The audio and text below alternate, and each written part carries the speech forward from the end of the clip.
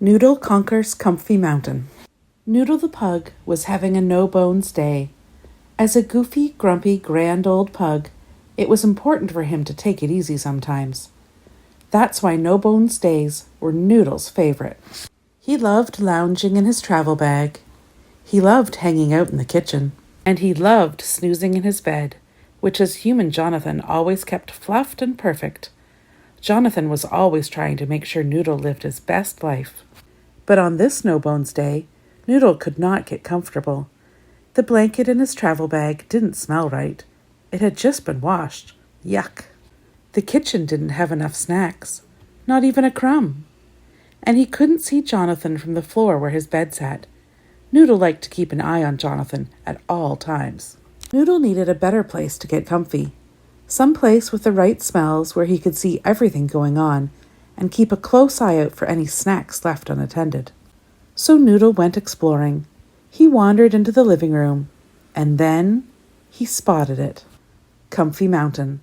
Noodle was sure it had the softest cushions, the best views, the smelliest smells. Noodle had always known Comfy Mountain was there, but it had never seemed within reach. Noodle decided today was the day he was going to try. He tried to climb up the side, but his little legs weren't long enough.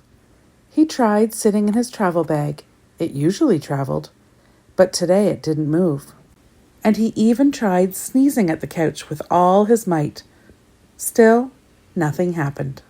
Noodle huffed in frustration. He had always been able to get into his bag or walk to the kitchen or hop in his bed all by himself. Why couldn't he climb Comfy Mountain too? There had to be another way. Then Noodle heard Jonathan in the other room. Jonathan was always lifting Noodle's travel bag, carrying the best snacks, and hand-delivering Noodle's blankets to his bed. Maybe Jonathan could do that with Noodle too. So Noodle planted his feet, stared at the peaks of Comfy Mountain, and let out a huge squawk. A squawk is like a bark, but louder and sillier. Jonathan heard Noodle's passionate call and quickly came to find him. "What's the matter?" Jonathan asked. "Do you want some snacks from the kitchen?" Noodle did, of course, but he gave another squawk. "Do you want pets?" Again, Noodle did, but he gave yet another squawk.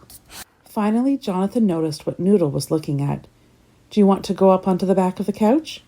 This time, Noodle let out the biggest squawk of all. Jonathan knew what to do. He lifted Noodle and placed him on the highest, softest reaches of Comfy Mountain. It was better than Noodle could have imagined. The cushions were squishier, the smells were stronger, and he could see Jonathan wherever he went.